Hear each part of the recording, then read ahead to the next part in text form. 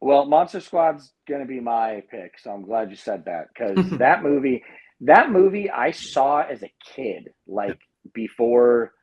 Oh my God! Sorry, hey guys, this is how cable TV. You didn't know what was on unless you had the TV guide on. And I remember like my dad put it on, and I just thought it was so cool because it had all these monsters. But at the time, he didn't know what it was called. I would always like recall it like a fever dream because nobody ever knew what I was talking about. And then one day I was in Borders, and it was close to Halloween. They had a horror movie section, and I saw Monster Squad, and I was like, I think that's the movie. And it was.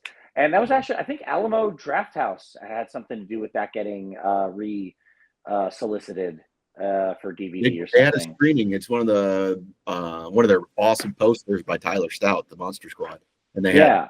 the director and writer and all that. Some of the cast there, yeah, because I believe it was Shane Black Yeah. who wrote that. Who's Lethal Weapon and Iron Man 3. Yeah. Yeah, And I didn't think that, I don't think until they did that, there was any sort of like way to get it on home video of any kind. So, but that movie is just so fun to me. And I think it's like a really good representation of the 80s Mhm. in the horror element of it. You know what I mean? Like it's almost like horror Goonies.